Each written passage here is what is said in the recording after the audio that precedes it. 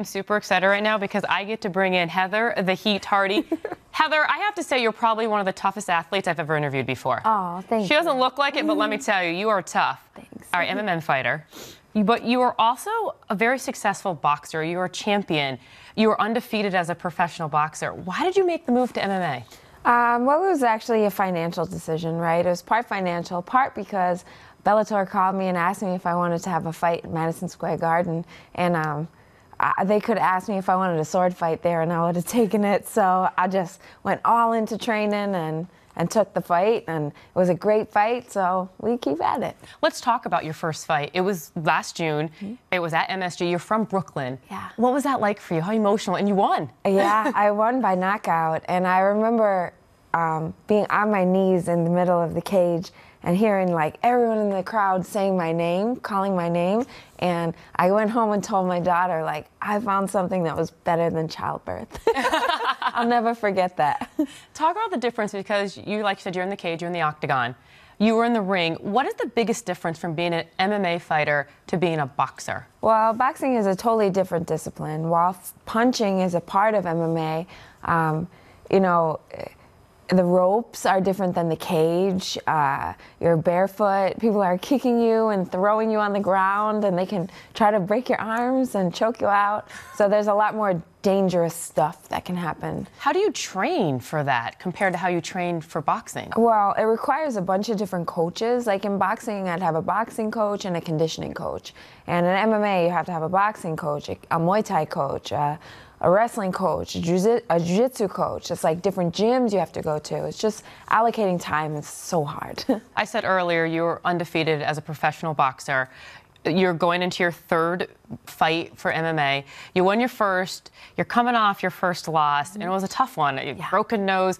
For you, how difficult was that to experience your first loss? Well, I've been telling people, like, and I tried to tell everyone after the fight, you know, I was okay.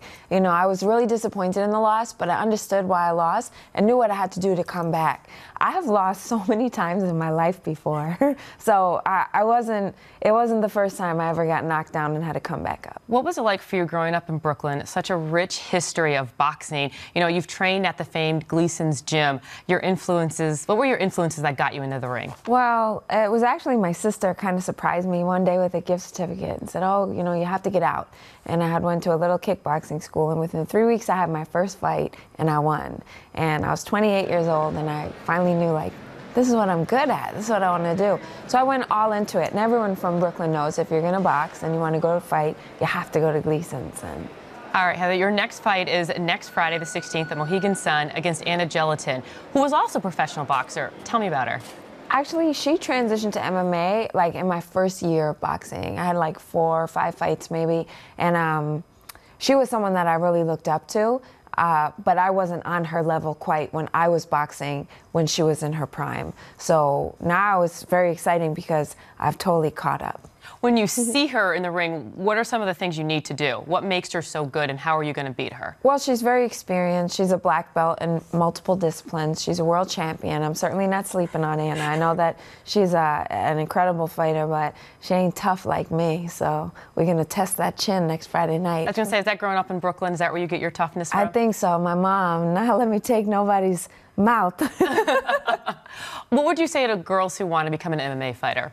Whether you want to be an MMA fighter, a boxer, I mean, this is, I think, the perfect time to be a woman, right? You're encouraged. You can do anything you want to do. Don't ever let anybody tell you that you shouldn't or you can't, because you can. If I can, you can. Do you ever want to go back to boxing, or are you just strictly now MMA? Oh, I can't wait to go back to boxing. You'll do both. Boxing is my first love. Someone once said boxing is like a bad boyfriend. You can't get rid of it. So I think I'm boxing again in April.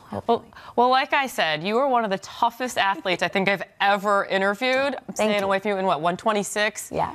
And you can fight. That's all I have to say. So next Friday. Next Friday. Good luck. Thank you.